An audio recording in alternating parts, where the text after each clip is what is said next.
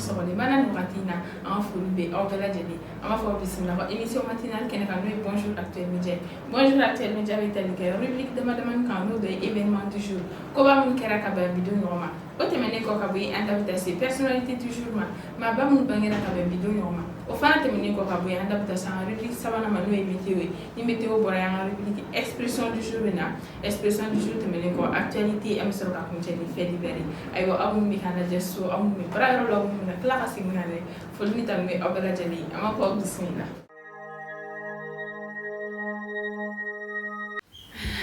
Donc, Amébita Damneni, événement du jour, Koba Munkera Kaben, Bidon Romano est le 4 février 2022. Donc, le 4 février 1972, la Grande-Bretagne et 9 autres pays reconnaissent l'ancien Pakistan oriental comme le nouvel État du Bangladesh.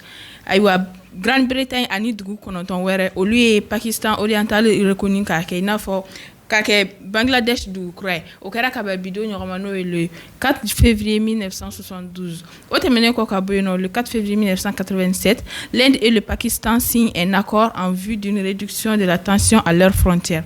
Inde ni Pakistan et accord Bolobla Sabenke, Mimbe Ato, tension me bo ou à frontière ou la Karakabe. Bidon Romano est le 4 février 1987. Le 4 février 1990, l'élection présidentielle est remportée par le conservateur Rafael Ángel Calderón Fournier au Costa Rica. Élection présidentielle Tarama fait Rafael Ángel Fournier Costa Rica jamana konnana kera kabe bido nyoma no le 4 février 1990. Au final terminé le 4 février 1992, coup d'état militaire vainement tenté par le militaire Hugo Chavez contre le président du Venezuela. 15 morts, 51 blessés, 1100 arrestations. Aywa coup d'état militaire kera Hugo Chavez là contre le président du Venezuela. Annale que Venezuela président. Hugo Chavez coup d'état militaire que Venezuela président là au coup d'état sien fait ma tanduru de ni turala ma bidru ni kele olu banana 1100 arrestations ma bakele ani mogo keme olu mnena o kera ka be bido normano le 4 février 1992 aywa fana terminé ko ka be no le 4 février 2000 investiture à Vienne d'un gouvernement de coalition. Vienne konnana ou investiture kera no mi sin fe nuko gouvernement de coalition sigra o kera ka be bido normano le 4 février 2000 aywa ni kuyebi événement du jour ko la c'est awma am tanya fe doni. Pour tous vos besoins en librairie, papeterie, matériel informatique, appareils électroniques et divers, rendez-vous chez AKD Informatique. Au terminé c'est le 4 février 2013. Le 4 février 2013, des Touaregs et des Arabes des villes du centre et du nord du Mali, dont Gao et Tombouctou, ont fui dans le désert ouvert des pays voisins, soit parce que leur maison ou leur boutique a été pillée, soit parce qu'ils sont traqués, soupçonnés d'être des militants islamistes. La crainte de violence intercommunautaire se fait de plus en plus vive. Touareg ni Arabu no olube anga jamana coréen fanfé keren ya la Gao ni Tombouctou olubo la habo wastigi dawla katara désert kan walma u kerefe dugu dawla kada kan u ka boutique pilela u ka boutique kono fen chouena ma u fait aleni u ka baraw fana tien kada kan u soupçonné comme des militants islamistes au kera ka be bido normano le 4 février 2013 ni ku yebi événement du jour ko la ci awma am tanye fedoni. ESG, École supérieure de gestion spécialisée dans la formation des métiers de la comptabilité et de la gestion d'entreprise. Foldi tan mi rokura kala se ankon brabela jelima amola donia ka fokuni asila en rubrique flana mano et personnalité du jour ma bamu bangela ka ben bidon norma ambo damne ni Pierre de Marivaux allez écrivain auteur et de théâtre français Pierre Bangira le 4 février 1688 pardon. Ni Pierre temena kabuino amta Augustin Pyramus de Candolle. Augustin botaniste suissier, Augustin Bangira le 4 février 1777. Au terminé Kokaboy Andaveta c'est Robert Cout, allez acteur anglais, Robert Bangira le 4 février 1909. Né Robert temena kaboy no Andaveta c'est Byron Nelson, allez joueur de golf américain, Byron Bangira le 4 février 1912. Ni Byron temena kaboy Andaveta c'est Conrad Ben, allez acteur canadien, Conrad Bangira le 4 février 1923. Au terminé Jacques Beauchamp, Jacques Beauchamp, journaliste sportif québécois. Jacques Banguera le 4 février 1927. Ni Jacques Temena Khaboyno adapté c'est Florence Larue. Florence Larue, les chanteuse et actrice américaine aywa Florence Banguera le 4 février 1944. No Fana Temena Khaboyno adapté c'est Linda Bassett Linda Bassett, elle est actrice britannique. Linda Banguera le 4 février 1950. Linda Temena Khaboyno adapté c'est Béatrice Hammer, écrivain français, Béatrice Banguera le 4 février 1963. Dans le fanat Temena Khaboy, andaveta c'est Brandy Ledfoma, Brandy mannequin et actrice américaine. Brandy Banguera le 4 février 1969. Ni Brandy Temena Khaboy non, andaveta c'est Kimberly Watt, elle est actrice et chanteuse américaine du groupe de The Pussycat Dolls. Kimberly Banguera le 4 février 1982. Ne Kimberly Temena Khaboy no andaveta c'est Ignacio Piatti est footballeur argentin. Ignacio Banguera le 4 février 1985. Ne Ignacio Temena Khaboy no Noémie Thomas, les nageuse canadienne. Noémie Banguera le 4 février 1996. Au final Temena Khaboy andaveta c'est Vincent Tillier, footballeur luxembourgeois. Vincent Banguera le 4 février 2000. Amebita Kuncheni, Kila Kennedy, elle est actrice américaine, Kila Banguera le 4 février 2004. Niki personnalité du jour, Fana Ekolase, Aumamba Fokubela de le joyeux anniversaire. Nous fatura à la Kabada d'Alinoya, oui. Antanya Fedon. OTS est là pour tous vos besoins en matériel électronique et électroménager. Foleni tanume ankan marabela jelin kukura amala dani aka fokuni asili en rubrique sabana manu et météo du jour ami météo d'amener Bamako là comme toujours. Aujourd'hui à Bamako il fera beau, la fiabilité de la situation est très bonne. Bamako bi maximal est 34 degrés, minimal est 16 degrés. Bamako clé boraka 6h57 minutes ma clé bi à 18h34 minutes. Nambra Bamako amda kaila no ya en première région. Aujourd'hui à Kaï il fera beau, la fiabilité de la situation est très bonne. Kaï maximal est 35 degrés, minimal est 18 degrés. Kaï clé boraka 7h05 minutes ma clé bi à 18h40 minutes. Nambra Kaï amda Kulikoro no ya en deuxième région. Aujourd'hui à Kulikoro il fera beau, la fiabilité de la situation est très bonne. Kulikoro bi maximal est 34 degrés, minimal est 16 degrés. Kulikoro clé boraka 6h55 minutes ma clé bi à 18h32 minutes. Nambra Kulikoro amita Sikasso no ya en troisième région. Aujourd'hui à Sikasso il fera beau, la fiabilité de la situation est très bonne.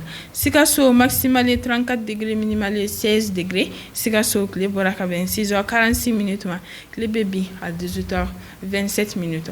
Nambra Sikasso amita Ségou no ya en quatrième région. Aujourd'hui à Ségou il fera beau, la fiabilité de la situation est très bonne. Ségou bi maximal est 33 degrés, minimal est 17 degrés. Ségou clé boraka 6h51 minutes ma clé bi à 18h26 minutes. Nambora Ségou amta Mopti nous en 5e région. Aujourd'hui à Mopti il fera beau, la fiabilité de la situation est très bonne. Mopti bi maximal est 33 degrés, minimal est 17 degrés.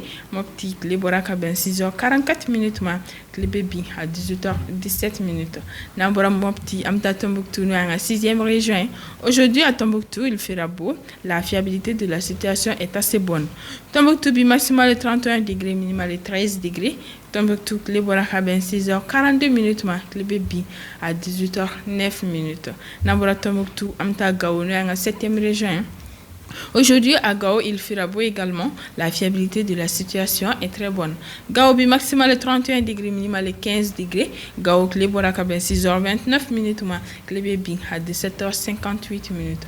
Nambora Gao amakunchen Kidal nous en 8e région. Aujourd'hui à Kidal, attention de fortes rafales le matin. La fiabilité de la situation est très bonne. Kidal bi maximal est 26 degrés, minimal est 13 degrés. Kidal clé boraka 6h26 minutes ma clé bi à 17h49 minutes. Nituye bi météo fana Ekolase Auma Akamesoni. Pour tous vos besoins en librairie, papeterie, matériel informatique, appareils électroniques et divers, rendez-vous chez AKD Informatique. Anga foli bileba bi ankan barabela jelen kokura amala doni aka fokuni asila nga rubrique expression du jour rima expression du jour la Siri Camara fait ay kana sor xabami foli la c'est ama aywa Camara in soroma ça va? Oui, ça va. Comment tu vas? Oui, ça va, Dieu merci. Ok, Camara, faut le quand je me bolo kala c'est en flel baroman waratina anika bi expression mi talika muni muka. Bon, en fait, on mot Berfou. Nous saluons ceux qui sont de près ou de loin. Et nous les remercions également. Oui. C'est-à-dire d'être fidèles à l'actuel média aussi. Et de continuer toujours à liker, partager aussi les émissions, à nous suivre actuellement. Sur l'actuel média. Merci bien. D'accord. Puis, expression et du. Bon, avant de commencer, un compliment vraiment charmante comme d'habitude. Et merci beaucoup. C'est un compliment que voilà. Ok. Donc, bien expression est la première des expressions. Semaine des 4 jeudis. Semaine des 4 jeudis. Ok. Si je demandais ton avis, ça peut signifier quoi? Semaine des 4 jeudis. Elle sais qu'il 4 jeudis, il y a les femmes. Semaine des 4 jeudis, dans la semaine, il n'y a qu'un seul jeudi normalement. Oui. Non? Mais il faut une semaine des 4 jeudis. C'est ce que je n'ai pas compris. Mais tu sais quand même que dans le calendrier grec, la semaine ne contient pas 4 jeudis, mais plutôt un seul jeudi. Un seul jeudi. N'est-ce pas? Voilà, donc si on dit semaine des 4 jeudis, cela signifie simplement quelque chose d'impossible. Ouais, c'est vrai. Quelque chose d'impossible et qui n'existe pas. Oui. Tu vois. C'est la même chose aussi quand, par exemple, on me demande, par exemple, la semaine prochaine de présenter comment dire l'émission. Et je te dis, je te réponds, c'est un exemple. Et je te réponds, par exemple, je présenterai l'émission quand les poules auront des dents. Tu peux faire. Je peux le faire, non, c'est un exemple, par exemple. Oui, un exemple. ok. Tu vois. Donc, c'est une manière de dire quelque chose. La chose est impossible. Oui, je comprends. Tu vois. Voilà. Expression flana et Djumé. Faire du plat. Faire du plat. Faire du plat. Du plat. Du plat. À manger. À manger. Ah ouais, ça c'est bon. Hein? Voilà. Mais le contexte change. Par exemple ici, faire du plat, ça signifie draguer. Ah ouais. Tu vois. Je pensais que c'était le plat à manger. Comme tu vas voir comment dire, le mot n'a de sens que lorsqu'il est employé plutôt dans une phrase. Oui. Et c'est en fonction du contexte aussi qu'on donne le sens. D'accord. Donc ici, faire du plat signifie draguer. Ok. Draguer de manière insistante et souvent même de manière déplaisante. Ça, c'est énervant. Hein? C'est énervant même.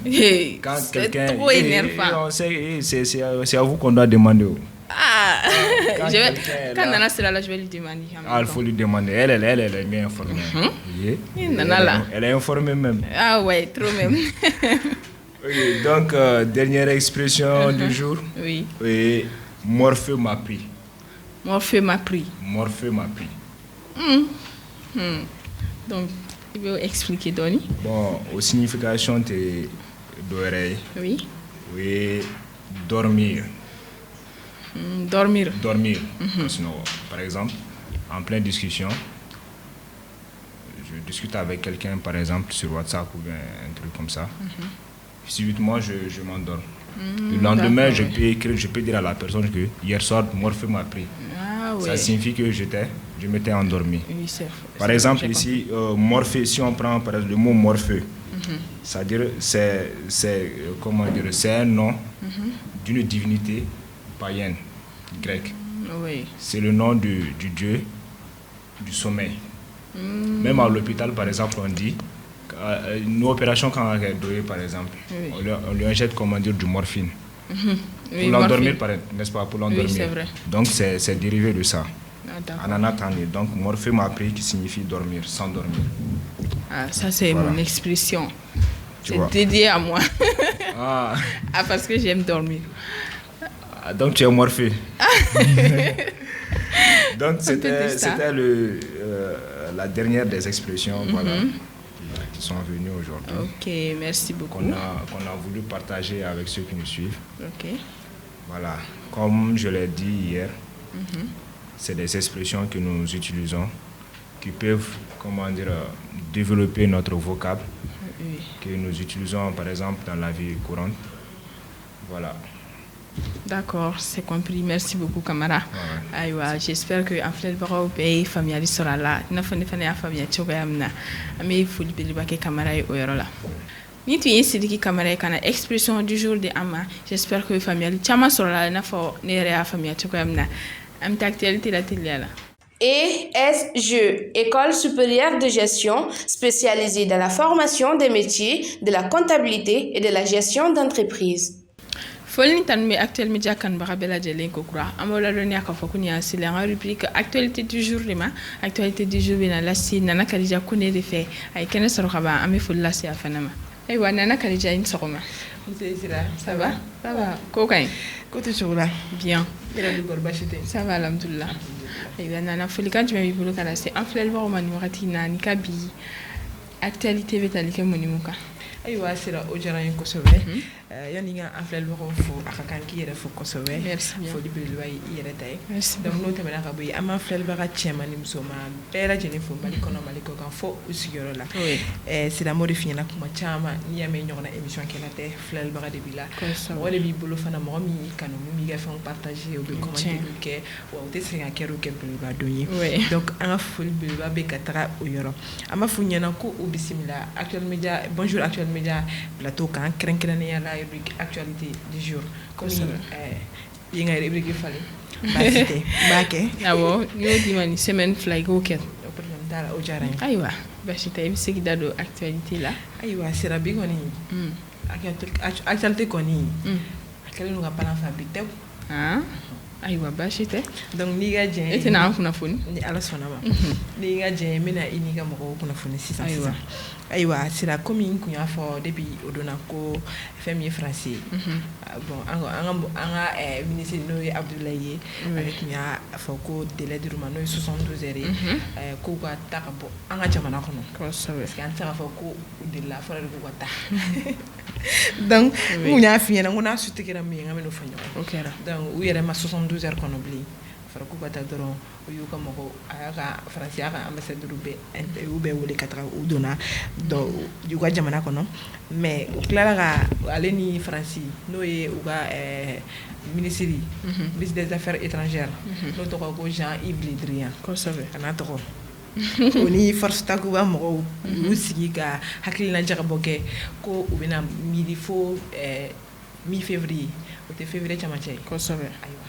février ami kalom na no février kalio o chamache la u bina o le la no sera na do na soro u ka avenir be malla o bendu ka avenir te malla donc o konna la u bina continuer ka barake mali région to la aywa comme on mi ok donc namboro la sila amita jona man kunda kulon sego ani dongo ga aywa donc faudrait que le budget du mana ni moyenne na fara ni moyenne sego ani dongo sego an dongo do be sego an dongo ay boni ni moyenne ni ko sego an dongo aywa we ni anniversaire aynan cadeau mo de la kana foko joyeux akona foko joyeux anniversaire ça le 7 akona foko joyeux anniversaire aynan cadeau asira ko bankui aw cadeau doro ok problème dala folo wertu bina nutaye ayne ba ta fara nyoma bi iga soko ni na la sona meti saka do aywa ba chete cadeau fait donc sira ote dore famille ko festival festival ouais sur le Niger aywa festival ya amna fa kalide parce que avec ji sama cella e mai et de la nena ko kuma bana ni matanga ngonye image ko ne be so tayina ngonne na ko kuma bana ko ne kuma aywa ale kan ale damne na du premier oui abe ban bidoro ya anniversaire jeni ale ngato aka nga sama ka anniversaire duma donc ma goluba anniversaire bari ay ça fait no kera tuna ni cadeau yo ne be cadeau fait ne te joyeux anniversaire ni don fait avec ma wala duma bi ta segu ta festival assister o te cadeau ele nana ke ma wora ke sina muna mu fe imana bieta sana ta segu kulu ni nga yele de be no wakati clé wakati ça fait ni ke ma wora tine ma ne tarao mais chikene mai ite chikene mare yo diga tanguni biga logement ni ga fa dumunu be assuré de ani o bala sinon no tala ko ni parce que en Afrique ta festival il faut que itara iklo e mo da shi mobili kono shira te dawlaw iga snogo festival jaay bulu beta shira tula Manoko. Fana ma fɔ dɛ. Ah. I b'a dɔn siyɔrɔ tɛ tɔgɔ so i k'a lajɛ télé la parce que a mana kɛ cogo o cogo u b'a enregistré Partini dɔ hali n'a bɛ ma bɔ. bɔ en direct kɔfɛ Yɔrɔnin i b'a dɔ bɛ sɔrɔ bɔ. awɔ donc o daminɛna du premier a bɛ ban n'Ala sɔnna ma le 6 o bɛ ka kɛ Segu yɛrɛ kɔnɔna la ɲinan u ka thème ye ko art et maya. Art et maya. Oui. Art n t'a dɔn art kɔni n bɛna mun fɔ la bamanankan na maya kɔni bɛɛ b'o dɔn ka ban Oui. donc an filɛlibagaw ko o ye art ni maya ye u ka ɲinan programme fɛn camanba de bolodalen don i n'a fɔ foire kɛ Segu yɛrɛ kɔnɔna la ale ni dɔn o y'an balimaw ka baara ye an ka foli b'u ye o yɔrɔnin na ani atelier master class conférence bɛ yen ani concert géant fana bɛ yen comme n y'a fɔ cogo min na kulonkɛ ni yɛlɛ o tɛ kɔtigɛ donc an b'a f'u ɲɛna ko bon festival o dɛ hali e ni ne ma se ka taa an b'a f'u ɲɛna ko bon festival k'Ala ka san wɛrɛ festival yira an bɛɛ lajɛlen na sira n'an bɔr'o la an bɛ taa jamana kɔfɛ dɔɔni n'o bɛ Guinée Bissau ye comme a ma kɛ Guinée équatoriale ye non kɛra Bissau ye o y'an ci fan mais n tɛ fɛ k'a fɔ n dusu kasi la donc fɛn min ye Guinée Bissau ye mardi tɛmɛnen tentative de coup d'état dɔ kɛra olu fɛ yen o kɛra ayiwa nka a kɔni ma sira sɔrɔ ne dabali banna nana a wulila ko kama ka dɛsɛ ka kɛ Bilali ko cɛ in ye lieutenant dɔ bɛ colonel de don ko m'a faamu ko sinon kun t'a fɔ ko bɛ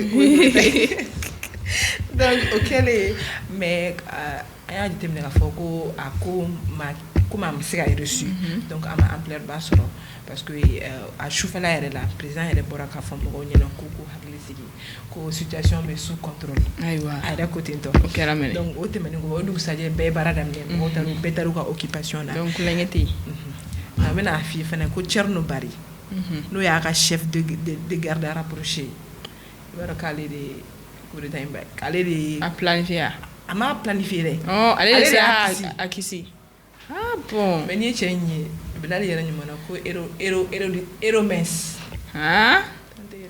bon fɛn Eroya fɛnɛ tɛ a tɛ fanga fɛnɛ bolo koyi c'est-à-dire mɔgɔ kan ka agir ni costaud de la ah d'accord n'i y'a jɔlen n'a ka veste k'a fɔ k'ale de jamana kuturu ko kisi coup d'état ma tiɲɛ yɛrɛ la foli b'a ye foli bɛ an b'a fo nin yɔrɔ la a kan ka nommé mɛnɛ est-ce que u man ka a kan ka nommé gouvernement na yɔrɔ dɛ u kan ka a décorer yɛrɛ de ouais donc ni olu ka information ye garde ɲuman fɛn min ye coup d'état ye kɔni ale kɔni a bɛ ka caya Afrique jamana kɔnɔ kɔlɔkɔlɔla de nana n bɛ ka kɛ tour de n m'a jateminɛ de ayiwa an tɛ se k'a fɔ k'a kuma kuncɛ fɔlɔ parce que an si ka laɲini ni coup d'état kɛra jamana bɛ segin kɔ de donc an bɛ fɛ an ka taga ɲɛ de toujours n'a mɛn ko an yɛrɛ ta kɛra an bɛ dugawu kɛ sa Ala ka jamana taw kisi minnu m'a kɛ fɔlɔ sisan n'an bɔr'o la an bɛ taa Burkina tuguni Burkina n'o ye o man jan na kosɛbɛ olu fɛ yen nɔ lieutenant colonel Paul Henri Sadaoko n'o olu ka o yɛrɛ ɲuman na l'homme fort du moment tɛ ayiwa n'o ye Darame ɲuman n'o y'olu ka Assimi Goïta ye ayiwa ale y'a jira k'a fɔ komi coup d'état yani fɛn cɛ u tun ye couvre-feu kɛ parce que u ye frontière datugu ka couvre-feu lancer donc a y'a jira k'a fɔ ko frontière k'olu dayɛlɛnna couvre-feu fana levera couvre-feu tun b'a daminɛ 21h la ka taa 5h la couvre-feu ko in ma nɔgɔ kosɛbɛ n'a fɔra depuis 21h bɛɛ b'i ka so kɔnɔ i tɛ mobili mankan mɛn i tɛ moto mankan mɛn foyi foyi n'u y'i minɛ Mali polisiw b'i ci de an kɔni t'a ci de o n'o maliyɛnw b'a faamu de wa ne ma foyi faamu wagati min na couvre-feu laban min kɛra sunkalo de tun tɛ ou bien o sunkalo kɔfɛ est-ce que sunkalo ta in tɛ dɔ kɛra sunkalo fana kɔfɛ ah oui mais sunkalo t'a la ne nana anniversaire la actuel media anniversaire yɛrɛ la an tilenna ka moto boli yan an ye tobili ni fɛnw bɛɛ kɛ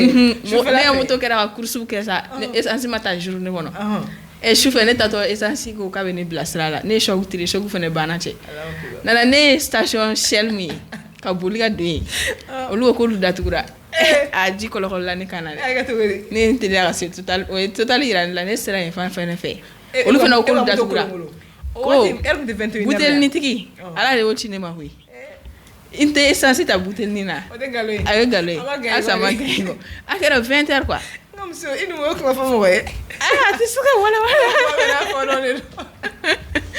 donc Ala y'o ci ne ma dɔrɔn hali n'o tun ye kɛmɛ fila ye dɛ n'o ko ne ma ko 400 ne tun b'o san heureusement a ko 100 de don n k'a k'a la mais est ce que essence ta c'est souvent solo fo me yere mo to sera madatu nanango bek me do jona ali kunti amtiage sur le sera 20 no go refiya ne mo do manga me ane propre la ndone te mobli manga me ibala barika depuis no kera ne be sans ta clé journée kono je te connais là al ne couvre fêter amene couvre fête ayo ameka fo buru na ka fana la fiala parce que couvre fête ou la bo usara de ou frontière fana dale na nga couvre fête dale na dara me nyuma couvre fête bana couvre fête bana nga fondo wanda madin don be lu balilino bon il a faut réjouissance aller les événements à caractère festif nana he ou le faire interdire nous à partir de minuit au peut-être du matin 23h 22h mais à partir de minuit au lu borama donc au luga jamana on sera fort avec la couleur parce que avec on a fana liga boy on fait bon to ne ba soro ni fana on dit bashi o na fara ki bisa tika chula bashi mais mara pour fait digira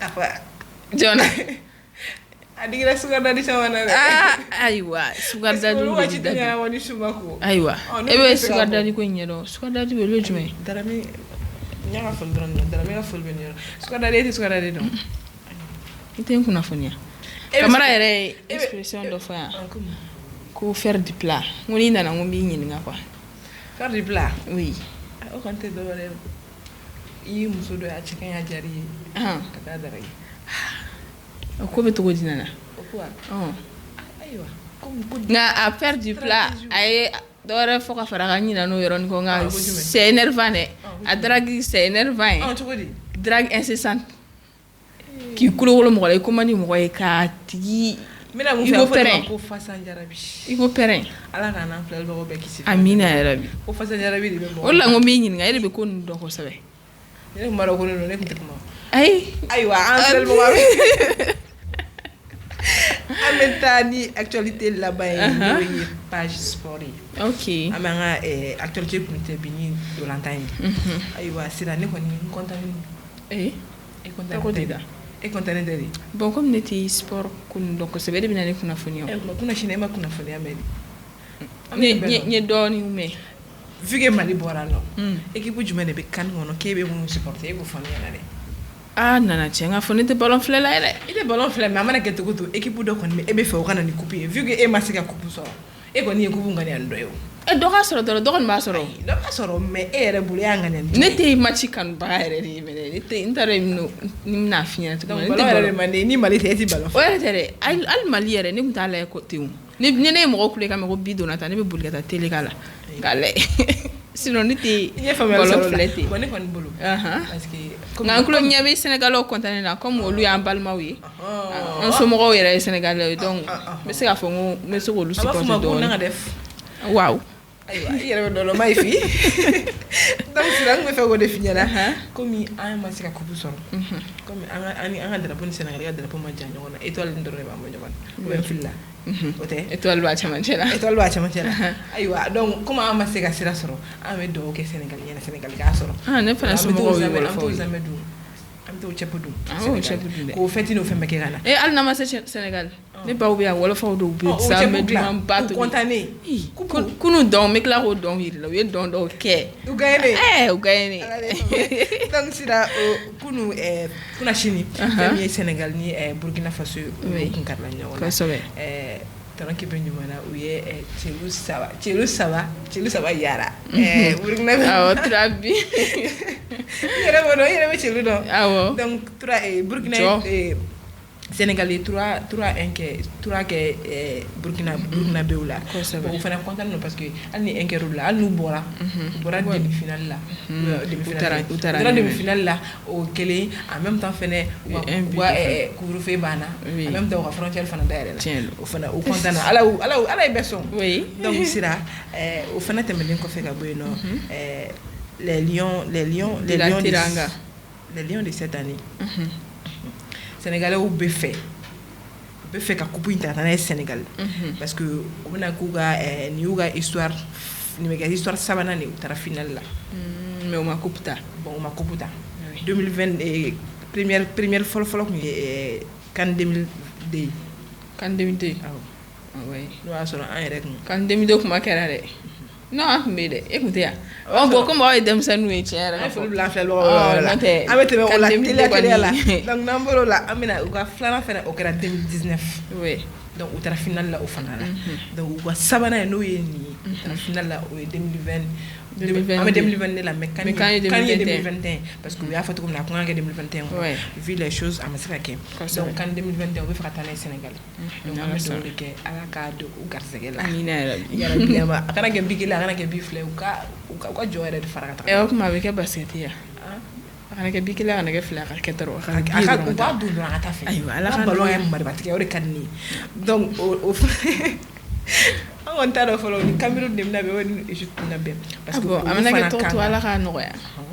an tɛ dɔw kɛ ne kɔni bɛ fɛ k'a fɔ Ka mun de fɔ? ne bɛ fɛ Cameroun ka bɔ parce que a bɛ Ka taa ballon ta maaw ka dugu la k'u labɔ. a bɛ ka taa yen nɔ ne bɛ fɛ olu ka bɔ o la ni Sénégal bila la en face d'Égypte mais Baasi tɛ na la.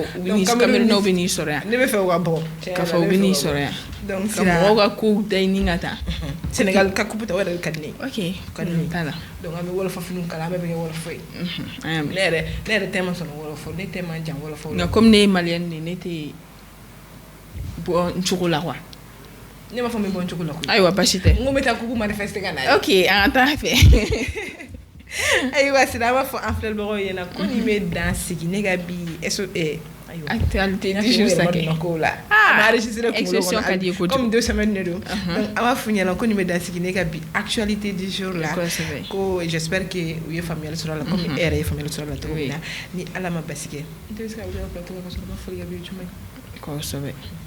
ala k'an ka jumaw caya Amina yarabi. ala ka bato bɛɛ lajɛlen minɛ ala ka Amina. laɲiniw sabati Yarabi. aw k'an bɛn mardi don ni ala sɔnna Ayiwa merci beaucoup Nana Kadija n'ala ye mardi jira n'an bɛ ɲɔgɔn sɔrɔ yan hɛrɛ ani baden kɔnɔna na an ka foli belebeleba b'i ye i ka actualité di la an ye faamuyali caman sɔrɔ a la j'espère qu'an filɛbagaw ye faamuyali sɔrɔ a la o la merci beaucoup ni tun ye Nana Kadija ko ne ka na actualité du jour lase an ma j'espère que faamuyali caman sɔrɔla a la ayiwa an ka foli belebeleba b'a ye o yɔrɔ la an bɛ taa fait divers la teliya la. OTS est là pour tous vos besoins en matériel électronique et électroménager. An ka foli belebeleba b'aw ye kokura an bɛ ladɔnniya k'a fɔ ko nin y'an selen an ka rubrique laban ma n'o ye fait divers ye fait divers bɛ lase Kanku Keyita de fɛ a fana ye kɛnɛ sɔrɔ ka ban an bɛ foli lase a ma Kanku i ni sɔgɔma.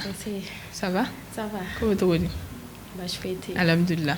C'est Kanku folikan jumɛn b'i bolo ka lase an filɛbagaw ma nin wagati in na ani ka bi fait divers bɛ tali kɛ mun ni mun kan? ayiwa sani n ka an filɛlibagaw fo n bɛ foli lase yɛrɛ ma o ye laada kɔrɔlen ye. Ayiwa. An bɛ foli lase yɛrɛ ma. Oui, merci I ni bien. ce merci beaucoup. n'o bɔra yen nɔ an bɛ foli lase an filɛlibaga bɛɛ lajɛlen ma cɛman ni musoman denmisɛnnin mɔgɔkɔrɔba Mali kɔrɔ ani Mali kɔ kan fɛn fɛn bɛna lajɛ an b'a f'i ye ko bonjour acteur média sigira tuguni ayiwa ko ka to ka supporter don o don dɛ u ka to ka like Oui, kɛ k'a ka j'aime lajɛ ka dɔrɔn. partage kɛ nana yɛrɛ de ka tila ka kɛrɛnu kɛ belebeleba ye Oui. kuma bɛɛ Oui. n'o bɔra yen nɔ ne ka bi fait divers bɛ tali kɛ min kan ne ka bi fait divers ayiwa ne bɛ yafa deli ka bi tuguni dɛ Kanku i bɛna taa min tun? parce que bi Ah. bi ta in ma nɔgɔ dɔn ne bɛna kuma bi duba sigi de kan Ah bon, ok. an bɛ don min na ko bi sira duba sigi ma nɔgɔ dɛ Oui.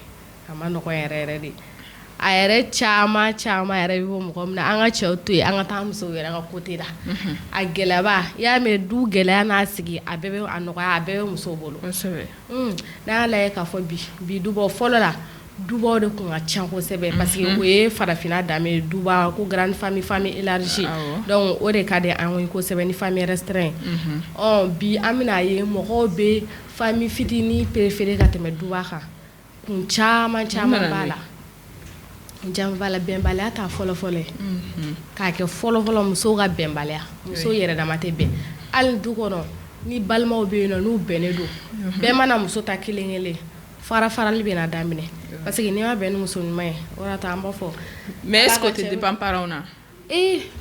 parents mais an kana da parents kunna an ka da musow kunna bɛ parents tɛ o C'est vrai mais Kanku n'i y'a ta k'a lajɛ bɛɛ n'i ka lamɔ cogo don i bɛ se ka na mɔgɔ dɔw fɛ yen nɔ musow bɛ kansamusow bɛ se ka ban bɛnbaliya kɛ Awɔ. mais ni parents jɔlen don u jɔyɔrɔ la cɛw fa n'u ba bɛ so kɔnɔ n'olu jɔlen don u jɔyɔrɔ la a ka ca Ala fɛ hali n'u kɛlɛ tɛ bɔ a jɔlen mais caman muso na dɛ minnu bɛ ka na ou bien ni bɛɛ ni jogo de fana bɛ na beni jogo de bina abi do kuna c'est vrai mɔgɔw ka du voilà tɛ kelen ye du tɛ kelen ye donc u ka mara cogoya don man di la voilà e de muso ye ne nana e de kan ka essayer k'i ta dɔ bila k'olu ta walasa ka se ka bɛn na du kɔnɔ parce que a fɔ cogo min na muso yɛrɛ n'i bɛ fɛ a bɛ f'i ye de k'i ka kɛ miseli a sabula k'i kana kɛ lamɛ parce que lamu o bɛ farali kɛ miseli dun bɛ kalali de kɛ k'i ka kalali kɛ balimama ni ɲɔgɔn cɛ hali ni dɔ ye ko dɔ kɛ e ba y'a ma ye mais ni e tiɲɛna ne kana fɔ parce que dɔw bɛ to u bɛ don so kɔnɔna na a bɛɛ bɛ kɛ so kɔnɔ don u n'u cɛ kelen u bɛ kuma misɛnnin kɛ cɛ kɔrɔ donc o fɛnɛ b'o mara o kɔnɔ a bɛna kɛ kɛlɛ f'a bɛ éclater don dɔ la an k'a fɔ musow u k'o lajɛ yɛrɛ o de kɛlen bɛ ka duba sigi nɛgɛ bɔ mɔgɔ la mais hali ni ɲininkali kɛra sa ni furubalu ɲininka furubalu caman ɲininka u b'a fɔ est-ce que ne tɛ du fitinin fɛ parce que an ɲɛ bɛ duba kɛlɛ n'a bangan caman bolo la duba ka di dɛ Kanku k'a sɔrɔ duba ka di duba ka di dɛ Kanku n'an ka f'i ɲɛna duba ka di Kanku n'i taara i ni cɛ kelen i mɛn'i ka ko la cogo o cogo n'i ye molibaliya k'o la don min na n'o y'i ci mɔgɔ tɛ yen k'aw lafara o bɛ duba kɔnɔ duba kɔnɔ mɔgɔ bɛ sɔrɔ sisan cɛ ninnu bugɔli ka d'u ye cogo min na bugɔli ka d'u ye dɛ Ala k'an kisi bugɔlikɛlaw ma koyi sinon ni aw bɛ duba kɔnɔ ne bugɔli bɔra n'i pan ka bɔ kɛnɛma mɔgɔ bɛ sɔrɔ k'i minɛ ne fari tɛ sɔn ne bugɔli ba in nka ni i kelen n'a kelen don n bɛ min f'i ye a b'i ci ka dɔ k'i la a ma nɔgɔn dɛ o de y'a to duba ka di mais sisan nɔ bɛnbaliya bɛ ka mɔgɔw siran ɲɛ parce que n'a kɛra don o de bɔ n sen kan don o de bɔ n kun kan musow b'u ta la denmisɛnninw fɛnɛ bɛ kɛlɛ la denmisɛnninw mana kɛlɛ dama kɛ aw mɔgɔkɔrɔba aw kan ka essayer k'a faamuya de k'u labɛn denmisɛnnin ye denmisɛnnin ye olu b'u ka kɛlɛ kɛ sɔɔni dɔrɔn aw bɛ kɛlɛ k'u nɔfɛ olu bɛ tila ka kulonkɛ daminɛ tuguni o y'a sɔrɔ aw bɛ kɛlɛ la denw kelen yɛrɛ de ka jugu n'a bɛɛ si tɛ fɛ maga ka kɛ n den na bɛɛ ko ko n ta fɔlɔ la denmisɛnnin kun ye bɛɛ de ta ye bɛɛ bɛ den na mɔ n'a nana fɔ sisan nɔ ko bɛɛ b'a fɔ bɛɛ ko n ta bɛɛ ko n ta a ma nɔgɔn dɛ mara tɛ kɛ ka ɲɛ n'o bɔra yen fɛnɛ an ka lajɛ halisa an bɛ kuma musow fɛ dɛ parce que ni wari bɛ min cɛ kunna o ɲɛ bɛ don tɔw la o de jamanen don du kɔnɔ dɛ o bɛ sanfɛ n'i taara du kɔnɔ i b'a remarquer directement i bɛ taa sɔrɔ frɛrimaw yɛrɛ dama bɛ du kɔnɔ donc u bɛ muso furu a bɛ min ye se bɛ min ye ala ye se kɛ min ye o mana so jɔ o b'a frɛriw tɔw k'a kan u ka bɔ luwanse la donc n'olu kɛra ale kan min cɛ ta ye du ye i b'a remarquer i tɛ se k'i firifiri kosɛbɛ dɛ i tɛ se k'i firifiri a kɔrɔ n'i firifiri a b'a f'i ɲɛna k'a cɛ ta de du ye dɛ n'i jama dɔrɔn ou bien ne cɛ de bɛ nin kɛ ou bien ne cɛ de bɛ malo wɛrɛ ta ayiwa an tɛ kelen du kɔnɔ cogo o cogo i b'a dɔn e ma ye n'i taara du kɔnɔ sisan dɔrɔn u b'a fɔ kariba bɛ yen dɛ faamamusoba bɛ yen dɛ o tɛ fosi yɛrɛ o ye waritigi muso ye wari bɛ min kunna ka tɛmɛ bɛɛ kan o ye muso ye parce que a yɛrɛ b'a jira cɛ yɛrɛ tɛ min kɛ dɛ ale de b'o kɛ ou bien ale de bɛ baara la du kɔnɔ o de la a bɛ fɔ musow ɲɛna sigi tɛ mɔgɔ sɔn i kana t'i sigi so kɔnɔ yen ne kɔni tɛ mɔgɔ si encourager k'i sigi so kɔnɔ ko muso ka ɲi gabugu kɔnɔ ça c'est vrai mais i bɛ i ka tobili kɛ i bɛ organiser de o i bɛ ka baara n'i ka fɛn tobili ni fɛn bɛɛ kɛ ka bɔ ka taga baarayɔrɔ la muso baarakɛla joli bɛ u b'a tobiliw kɛ dɔw bɛ t'u ka feere la bɛɛ b'i ta kɛ bɛɛ ka dɔɔni bɛɛ ka bɔ ka dɔɔni mɔgɔ kana dulon mɔgɔ la o de la aw bɛ se ka bɛn parce que n'i tora dulon ni mɔgɔ la don o don nin ja o fana b'i o don tɛ dɛ i y'a mɛn kɛlɛkɛlɛba in yɛrɛ de ci t'aw si la de en plus i bɛ so kɔnɔ de i bɛ so kɔnɔ de ci tɛ la o parce que i sigilen bɛ so kɔnɔ ne bɛ bɔ aw bɛ na heure aw datigɛ o de la o ye mɛn ja la foli ni fɛnw a bɛ tɛmɛ ɲɔgɔn cɛ a bɛ bɛn o kɛlɛ tɛ kɛ o ni mɔgɔ n'aw bɛ mɛn ɲɔgɔn kan yɛrɛ kojugu aw nege bɛ bɔ ɲɔgɔn na yɛrɛ waati de la donc n'aw ɲɛ bɛ fama ɲɔgɔn ma o bɛ na nin ko ye donc bi ne ka fête d'hiver tun bɛ tali ko kan cɛw fɛnɛ olu fɛnɛ ka hakili sɔrɔ ni muso ye min f'i ye kana lamɛn ala yɛrɛ balimaya da i b'i muso fɛ o ye cɛ ye mɔgɔ ka i muso dɛmɛ fɛnɛ mais kana kuma bɛɛ lamɛn kana bɛɛ kɛ kɛlɛ fɛnɛ a dɔw ni e k'a dɔn ni hakili ta fɛnɛ donc o de tun bɛ an bolo ka se an filɛlibagaw tulo ma bi k'u o de kɛra u tulo da garisɛgɛ bi fête d'hiver kɛnɛ kan o diyara an ye kosɛbɛ j'espère k'a diyara an filɛlibagaw fana ye o cogo kɛnɛ na ayiwa an ka foli belebeleba b'i ye Kanku Keyita ko la ni tun ye Kanku Keyita ye ka na fête d'hiver lase an ma j'espère que faamuyali caman sɔrɔla a ka bi fête d'hiver fana na ayiwa an ka foli belebeleba ye a ye o yɔrɔ la ni ye bi bonjour actuel média bannen nka an tɛ se ka wuli cogo si la n'an ma foli bila an ka partenaire la n'o dɔ ye OTS ye Technolab ISTA AKD informatique Sistra technologie ani ESG k'u ni ce u ka dɛmɛ la bi ye juma ye an b'a fɔ ko ala k'an ka juma hɛrɛ caya ala ka bato kɛlɛw minɛ ala ka tile hɛrɛ d'an ma ala ka mataraw dɔgɔya donc an ka foli belebeleba bi an filɛlibagaw bɛɛ lajɛlen aw kan bɛn mardi don n'ala ka jɛ wasalam